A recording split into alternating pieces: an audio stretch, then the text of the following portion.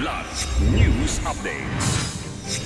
Mga balita ngayon, hindi sumabog na rocket grenade na neutralize sa Raha Buayan, Maguindanao del Sur. 61.7 million pesos iligal na sigarilyo nasamsam sa 2 araw na operasyon ng CIDG. 5 taong gulang na mag-aaral patay sa ligaw na bala sa Datopiang, Maguindanao del Sur.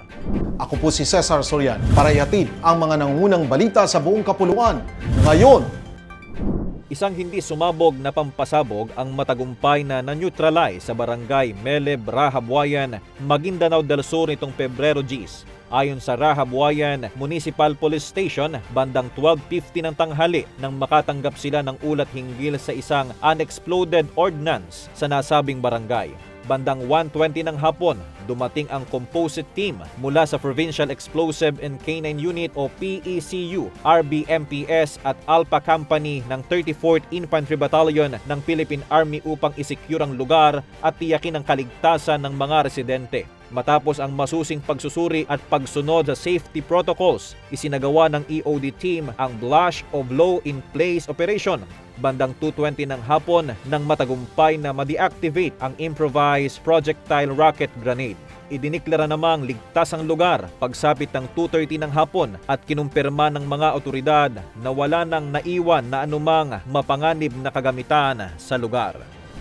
Mahigit 61.7 milyong pesos halaga ng hinihinalang illegal na smuggled na sigarilyo ang nasamsam ng Criminal Investigation and Detection Group sa loob lamang ng 2 araw, Pebrero 8 at 9, 2026. Ayon kay CIDG Director, Police Major General Robert A. Morico II, 18 operasyon ang isinagawa sa iba't ibang rehiyon na nagresulta ng pagkakaaresto sa 19 na sospek noong Pebrero 8, 10 ang nadakip at 3.2 million pesos ang nakumpiska. Kinabukasan, 9 pa ang naaresto at 58.5 million pesos halaga ng kontrabando ang nasamsam. Pinakamalaki ang huli sa Tarlac na umabot sa 49.2 million pesos sa 3 truck ng sigarilyo habang 10.5 million pesos naman ang nasamsam sa Region 4A. Lumabag umano ang mga produkto sa mga batas kabilang ang Graphic Health Warning Law at Customs Modernization and Tariff Act. Iginiit ng CIDG na tuloy-tuloy ang kampanya laban sa cigarette smuggling na itinuturing na economic